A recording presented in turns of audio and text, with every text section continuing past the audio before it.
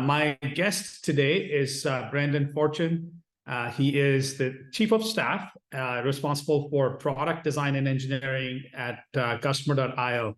Brandon, welcome to the show, and we're looking forward to get started. Maybe if we could just start off with an introduction to your role, what you do at customer.io.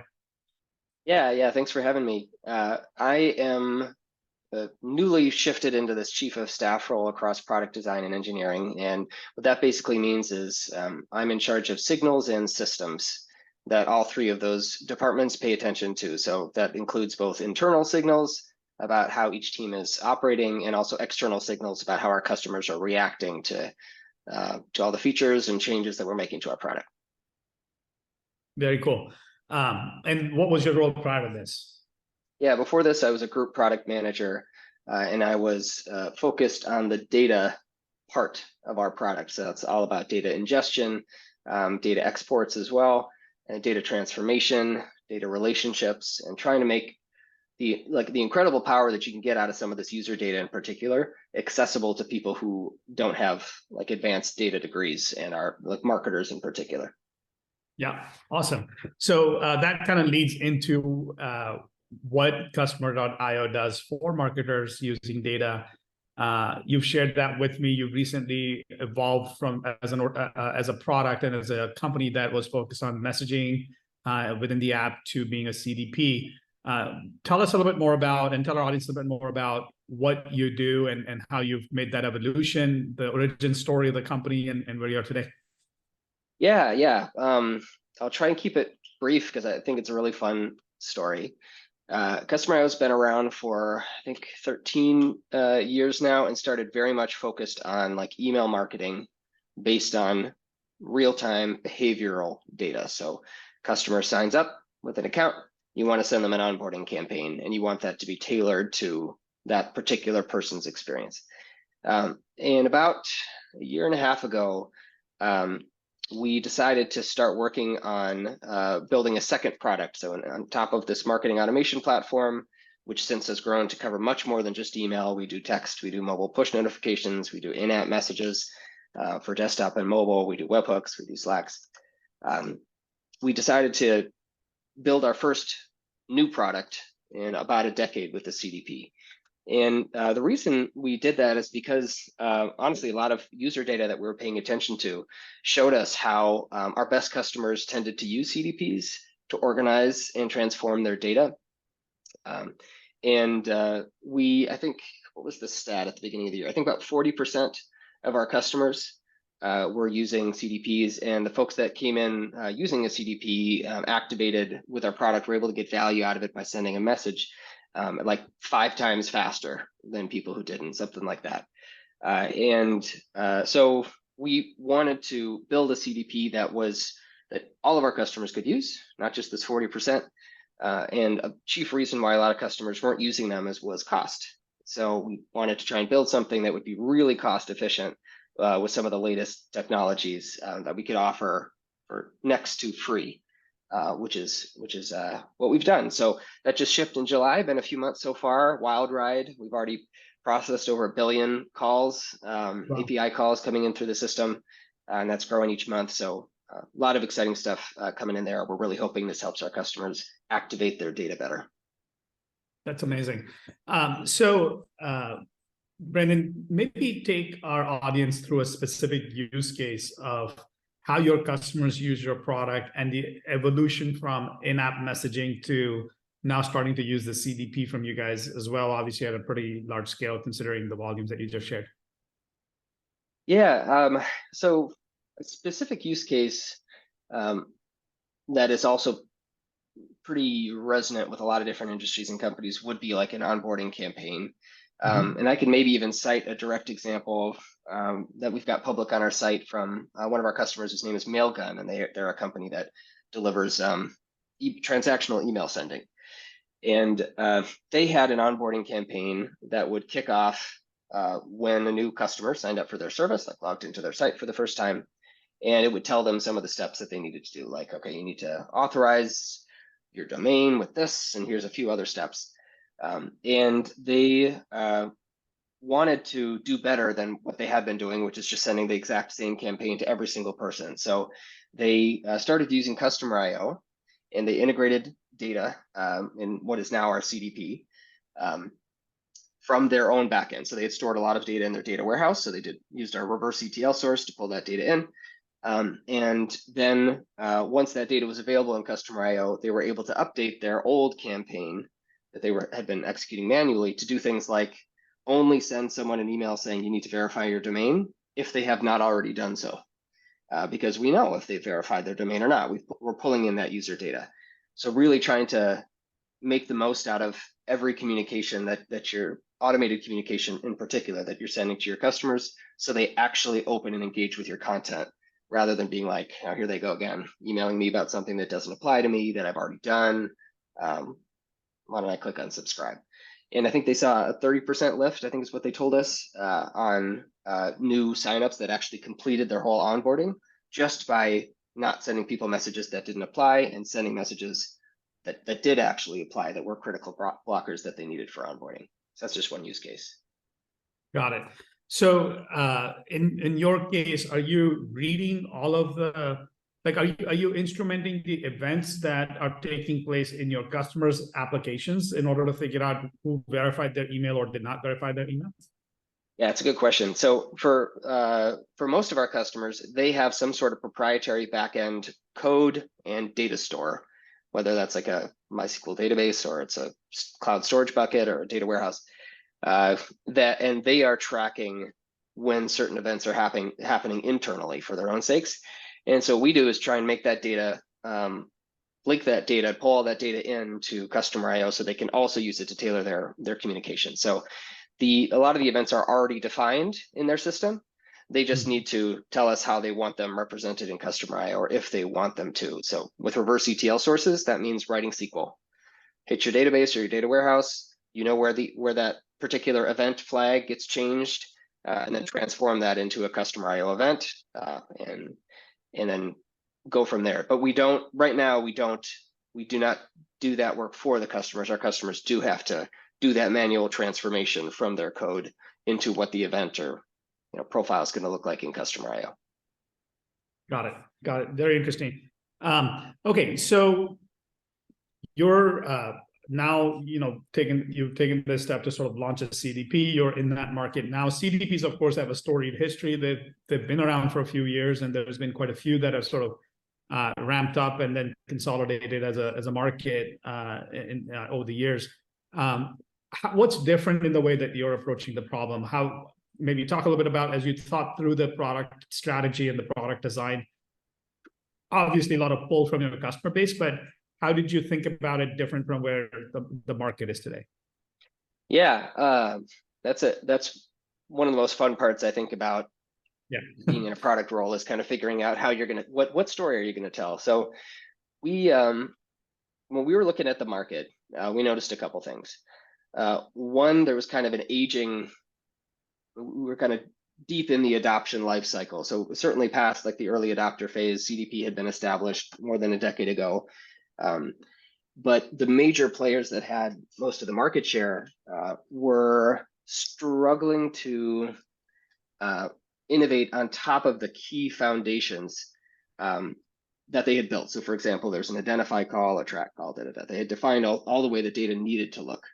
And they had kind of struggled to adapt to some of what the market wanted to do, like reverse ETL sources, for example, pulling from a database or data warehouse. So we noticed that, and we also noticed that the pricing had become outrageous. Like you could start for free almost anywhere, but then the hockey stick of what you would pay as you grew was confusingly high. And one of the things we noticed is a lot of customers were paying us less than they were paying their CDP, even though their primary use case for a CDP was to power their messaging automation. And I think we saw that with some of the big CDP players moves into the messaging automation space. Segment recently launched, I think they're calling it Unify now, or Engage. And they've seen this opportunity as well. It's just like a prime use case for data activation. So when we wanted to come in the market, our story was really about we want to make sure we're all about communications with your customers and the relationships that you can build there. And we think CDP plays a role in that. So our focus is mainly enabling that kind of activation, not just like dealing with your data and consolidating it into a single profile, which is why our CDP doesn't actually have have a profile that is stored in it. You only get that 360-degree profile view when you connect the CDP with journeys. Those two are designed to work really well together. And without that, you can still just use our CDP product, but then it really is like a way to save engineering time connecting to different systems that are going to then do different things with your data, making sure there are single sources of truth for your various data sources, and you don't have to worry about inconsistencies going to different places. So our story has been around, we think CDPs have a place for everyone that wants to send any sort of messaging automation. We think they should be less expensive so that they're more accessible to all those people. And we think you don't have to sacrifice performance and reliability and scale to do that, since we've been able to use some more modern tech stacks than were available even 10 years ago. Yeah, that's been our story. Got it. Okay. So that's wonderful, Brandon.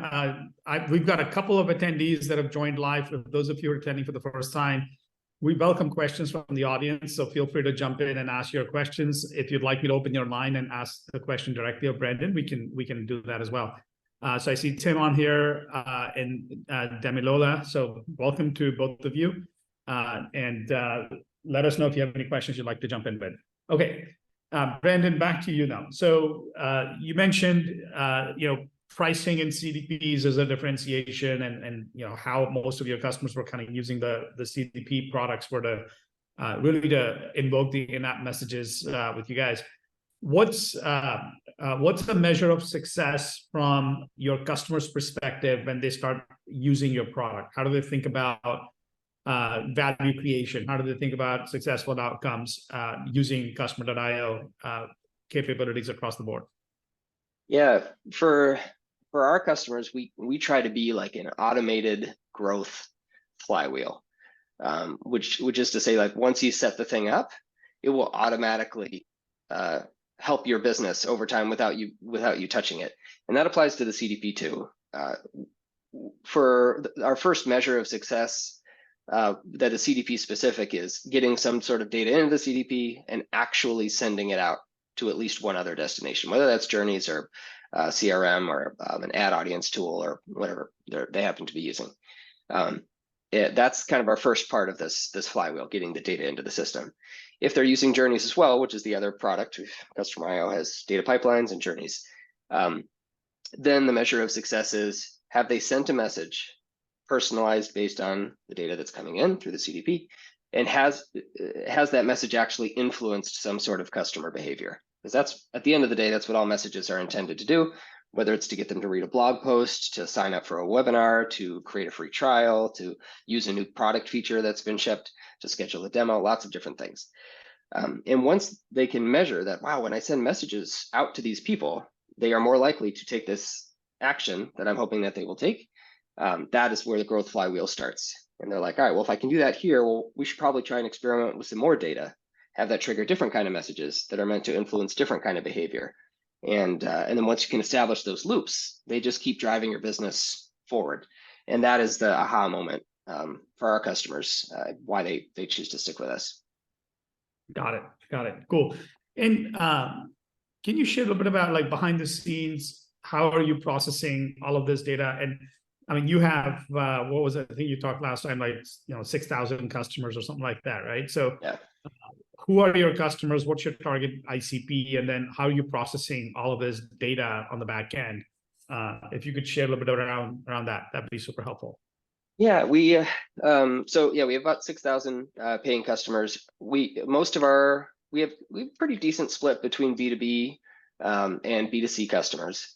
The one commonality is that some part of their business is product-led growth, which means that sign up to activation to customers paying them happens without any human being being involved in the process. A lot of our customers do dual sales motions, where they both have like a human-led sales motion, and then they've got kind of a product-led sales motion. But most of our customers do have some sort of product-led motion. And we cover so many diverse industries, it's hard to say. We've got some like IoT customers, like, with cameras, doorbell cameras kind of companies, and bike IoT products, lots of things like that. We've got a lot of e-learning platforms that offer different courses. We've got a lot of marketplaces, like hiring marketplaces. Got a lot of just vanilla SaaS companies like Customer.io. We are our own customer as well. We use Customer.io for all of our messaging. That's a little bit about about our customer base. Got it. And when we last talked, you mentioned you're obviously processing a huge amount of data. How are you using machine learning or AI techniques, et cetera? It's kind of the hot conversation these days in the data space. What's the approach there on the back end, and not just from that lens, but more broadly when you look at all this data coming in? You brought up this issue. What was it you called it? The integration mountain that has to be overcome. Oh yeah. So maybe take us a little bit through that onboarding journey and how you're processing the data on the back end. I think it'd be super cool. Yeah, so this integration mountain concept is one that Customer.io and lots of products pitch, which is like, hey, you can do all these amazing things, but first you've got to climb this huge mountain and get your data in, which can be a major, major challenge and take a long time. So for our customers, we just offer a lot of different ways they can plug data in for different types of customers. So we have SDKs, web SDKs, mobile SDKs. We allow you to do reverse ETL if you want to pull data from a database or a data warehouse. And we also have like a direct API integration. We integrate with other CDPs. We integrate with Zapier, which a lot of our marketing folks use to get started. We do CSV imports. So there are a lot of different ways to get data in the system. Machine learning works best, at least in my experience, when you've got a lot of data to work with and the data is consistent. Data cleaning is very difficult. We do some of that for our customers by enforcing a schema for what the data needs to look like when it comes in. And when you have consistent schemas, that makes it, again, easier to leverage the power of machine learning to do something like churn propensity modeling, like which customers are likely to cancel over time based on the behavioral events that we're getting across our entire customer base and lead base. Or best customers, which ones have adopted the most features the fastest, and why? What are their backgrounds? What roles are they working in? What companies are they working for, both in terms of size, investment, and industry?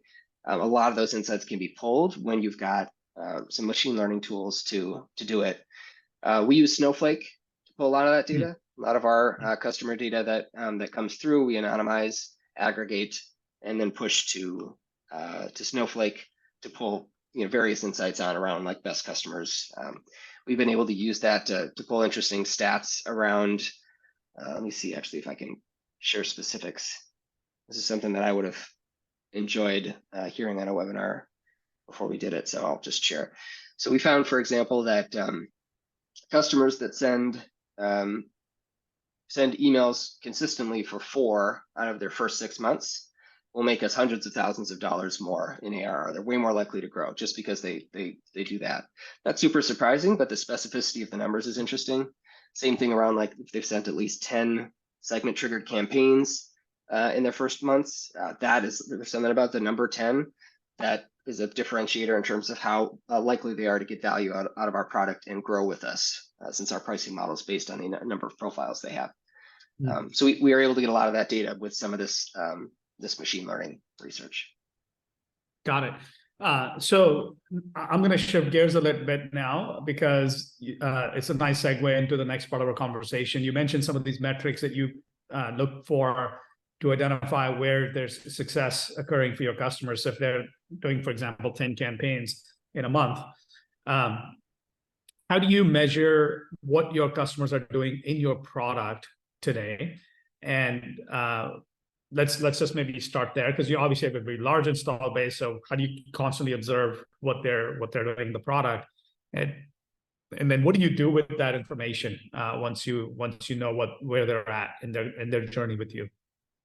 Yeah. So when I started at Customer.io about 4 years ago, we had very little telemetry or metrics that we were gathering on the customer base. And so one of my first projects was, which is still in place right now, was to set up a data stream to an analytics tool called Mixpanel, and then also to use Full Story, which is a kind of a session recording software that is a useful like catch-all and is better for qualitative metrics if you want to watch or observe an individual customer struggling with some part of your app. Whereas Mixpanel and those analytics are better for aggregate patterns, like what are most customers doing, but it's harder to pull things out for specific customers that way. So we built an internal service, we call it Mixer, and that takes data from various parts of our product and translates it into the Mixpanel event format. And we actually now have this plugged into our CDP, which does the transformation for us. But that's how we work. So everything is sent from a backend server. One of the reasons we made that decision is because we sometimes use our analytics that are sent client side. Like if you're sending it via JavaScript or something, if you have a software application that's web based or mobile based, will get blocked by ad blockers, even though we're not sending ads and other kind of tracking snippet pieces. And we both want to respect our customers' privacy and also help them be successful with our product. So we kind of balance that out. We do give customers the option to not have any of their data collected if they want, but most don't take that course. And then we use that data to determine our own OKRs as a company, to set measurable goals against. Each of our product teams have measurable goals that they're trying to drive that are based on behavioral outcomes. So for example, we want to decrease the average time to first data input across all of our customers. So when they sign up, how long does it take for them to put some sort of data in to our product? And then from there, how long does it take for them to set up some sort of automation based on that data? And then from there, how long does it take for them to actually send a message with that automation powered from that data? So all this kind of helps us understand if we're helping or hurting our customers be successful. Yeah, so I think listening to you, what's coming across for me is that you really deeply thought through the customer journey in your product and segmented that into what success looks like at various stages. And then you're measuring that in a very, I would say, highly instrumented way.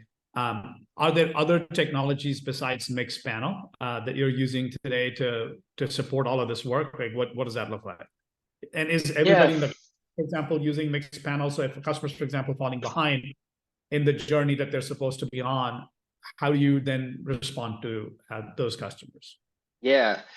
So we all the data that gets piped into Mixpanel, we have available in our Customer IO product as well, and that facilitates some kind of cool outreach. So, for example, when a customer responds to one of our NPS surveys, that will automatically trigger a response or trigger an email from one of the product managers, and that email will actually have a screenshot of the NPS form that the customer clicked to try and jog the memory. Like when you're like, hey, we noticed you clicked on this thing. We'll also have the content. If they did give us any comments, we'll say, we noticed you said this, and then we'll give an option to either reach out to us for more details. We'll put a text question in there, or click a Calendly link and schedule a 15-minute call to talk with an actual product person about their feedback.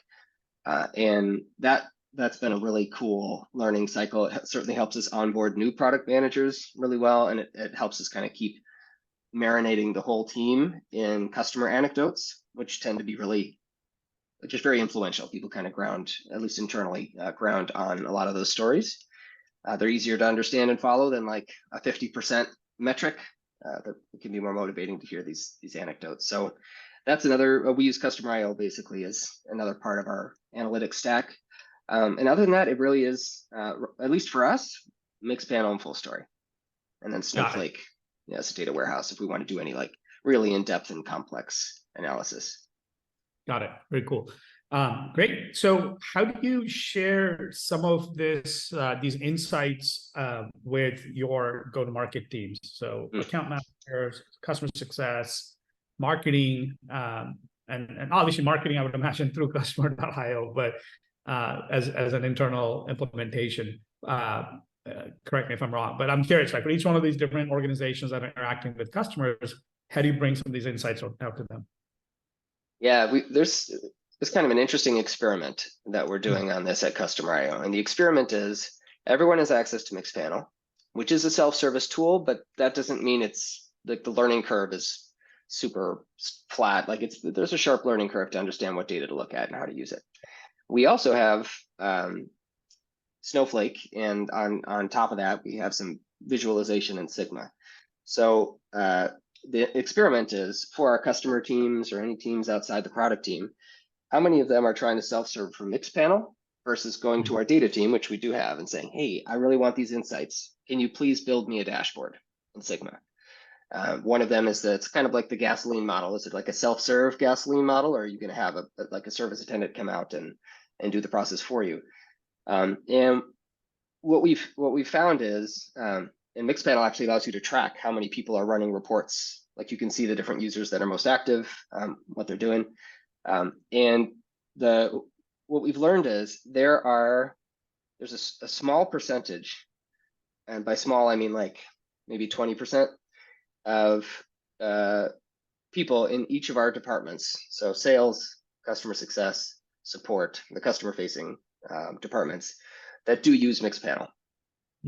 But most of them don't, because it's just too intimidating to learn. They're too busy with other things, and go to the data team for them to kind of build some sort of dashboard. And one of the things, since I kind of championed a lot of this analytics stuff at Customer IO, one of the things that I've done to try and promote more self-serve usage is hold like office hours, basically, where people come in and they're like, this is the question I want to answer. I have no idea how to do it. And then I let them drive and kind of pair them through answering a few questions. But I found it takes like 5 to 10 reps of that at a minimum before folks start being incentivized to go and like try it themselves. Interesting. Try something for themselves first. Yeah, so that's a good test. Actually, what you just described is how many people use the product analytics tool versus make requests from the data team. I'm curious, the requests that are directed to the data team, are those presented back as Sigma dashboards, or are there other forms in which that data gets presented back to the person asking for it? Just Sigma dashboards. Yeah, and those Sigma dashboards can be customized. So they have some where you can type in like a customer's account ID, for example, and then it'll update all the charts. So there's some self-service element, but changing the data, the display of the data, the titles of any like chart axes, the type of chart, all that stuff. Yeah, the data team has to manage when it goes that route. Got it. And is the primary purpose of this is to visualize data at an aggregate level, or are your customer-facing teams seeking account level insights to help them figure out how to deal with an account? So I'm just trying to understand what the data team supports. Yeah, it's both. And actually, you're reminding me of something I forgot to say to one of your questions before. We also, I'm going to forget, Plan Hat, I think is what it's called. We used to use Vitally before that. So the CS team does want to not only see some sort of charts, but they want to have some proactive notification around, hey, this customer, for example, had been growing like 10% month over month, and then last month their profile count dropped by 20%. Like stuff like that, like patterns that they want to jump in on. And so they are using the same data. All of this comes from the same data pool, but they have different tools that allow them to have more control, more autonomy over some of that data. And what's interesting is, and this is also part of the experiment, Mixpanel has proactive notification capabilities. It can automatically drop things into Slack, can automatically send email digests to groups of people. But there's still enough desire to kind of like own the experience and customize the experience for a CS use case, for example, where we also pay for another tool that gives them that a little bit more freedom. So they end up having 3 different places that they could look, but a lot of this it usually goes like, well, we want to have a chart that shows the amount of messages that were sent out or something. And I can't build that in my plan hat tool very easily. So then I'm going to have Sigma or Mixpanel for that. And I won't say it's a great experience. Like customer success is, yeah, very, very clear that it would be nice to be able to have more flexibility and more control in one place. Got it. So I'm just following the thread along where you're leading, Brandon. And this is where we as Immersa are very curious. We consider ourselves very data curious. So are there other tools that your team, your CS team, for example, has to rely on to get an insight into what the customer thinks? So you mentioned Plan Hat, Mixpanel, and then the Sigma dashboards, right? So there's at least 3 data sources that and then depending on the individual, they may be turning to different one of those out of the 3. How do you ensure consistency of data? How do you ensure trust in the data? Are there other data sources that they turn towards? Yeah. So consistency is something that CDP helps with. We do today have there are two major data sources that our CS teams in particular are interested in. One of them is actual user behavior in our product. And then the other one is like revenue and cost information about customers, like financial information. And right now, the data source for our financial information is separate from the data source for our product analytics information. But all of them unite in one place, and that is Snowflake in the data warehouse. Snowflake. Yeah. So Snowflake is kind of the single source of truth, and the data team is the administrator, and they run all the Snowflake stuff. But one of the missions that I've been on the past 4 years is to get the same information available in Sigma, like for a Sigma dashboard, get all that financial information also into Mixpanel, so we can really, again, empower some sort of self-service or learn if this is just a pipe dream. Like the tool must be simpler than this. The data must be organized simpler in order for these teams to use it. And that's certainly what the experiment has been suggesting so far.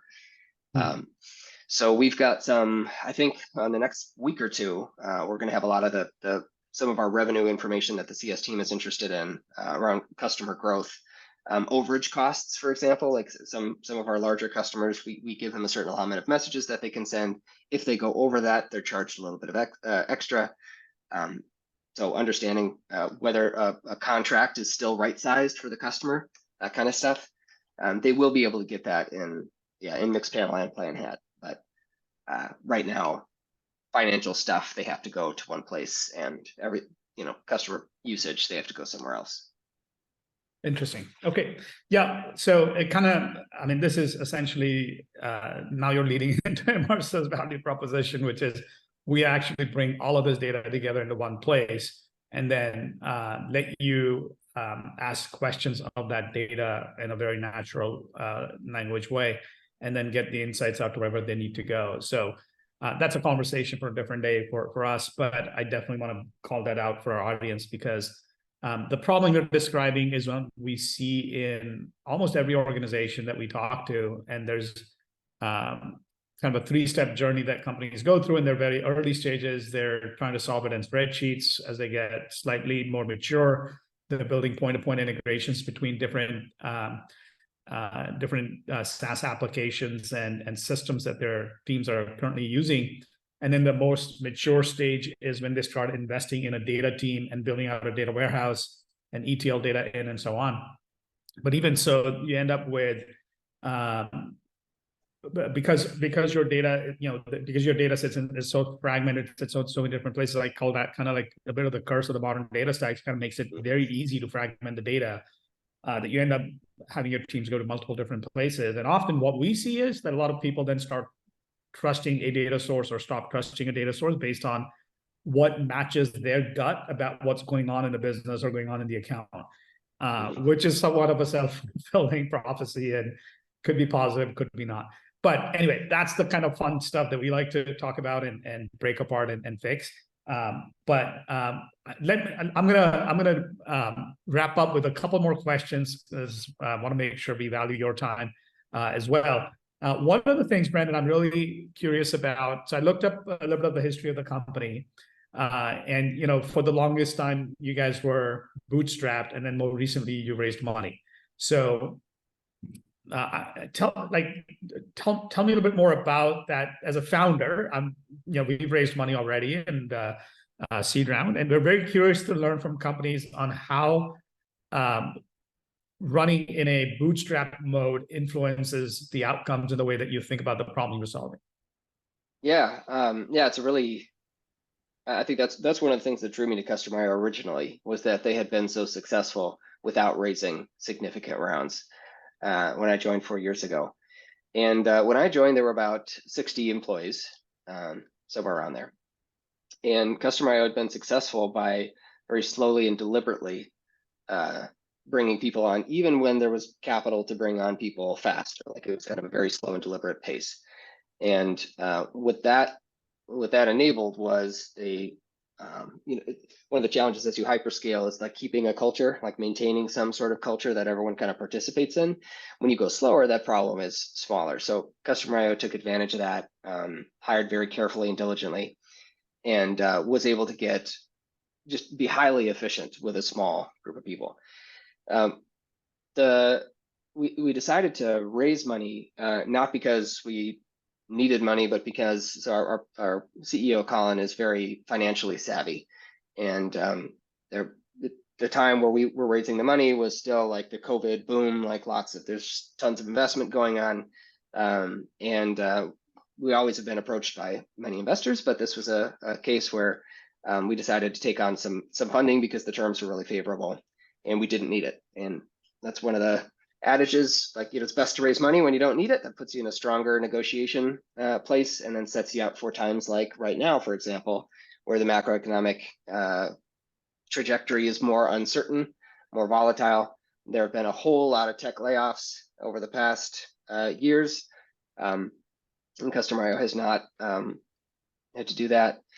So so we raised money, didn't need it, and our general philosophy is still to be fund strapped, as Colin wrote about years ago, which is part of that is like operating at basically like break even. Don't be too profitable, don't burn too much, and keep yourself operationally lean that way. So so that's what went in. Our growth has continued. We're now over 50 million. In ARR and counting. Awesome. Congratulations on your success, and very excited to hear your story and learn about how you're building the business. 6,000 customers. So what's the secret behind the customer acquisition strategy? That's a phenomenal number. Yeah. Well, I think it's our dual growth model, which I was kind of alluding to earlier. So we have like a self-service trial that anyone could sign up for without a credit card. Mm-hmm. And then we have a sales team who can tackle some of the larger customers that want a demo. They want that they're going to be customized on their terms and contracts. And one of the things that we found is those two things, the common conventional wisdom is like doing both means you're going to be bad at both, or you're not going to be particularly successful at either one. And what we found is they actually really reinforce each other, particularly in our market. A lot of our competitors on the messaging automation side don't offer trials. And it becomes a pretty big weakness for a system as complex as ours that requires climbing, again, like integration mountain, to not be able to build out a proof of concept. And so even for our biggest customers, we give them trials, and they can go straight into the product, and they can start building, and they can start integrating. They can see our API. And a lot of our competitors, don't give them that same option. So it actually really drives some of the sales wheel for them to be able to say, you know what, we're super bought in. We've built our proof of concept. We trust that this is going to work, because it's not just a sales rep in a controlled demo environment kind of showing us this is how it could look. Like it's looking like that. We've actually built it out. So that's been part of our kind of growth flywheel. Also our pricing model, which is variable based.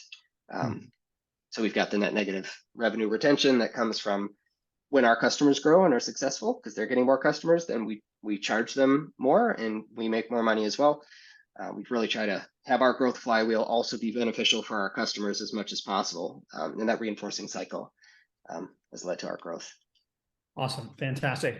Brandon, for anybody listening to this afterwards, what's the best way for them to reach out to you if they have more questions that they'd like to just talk to you about?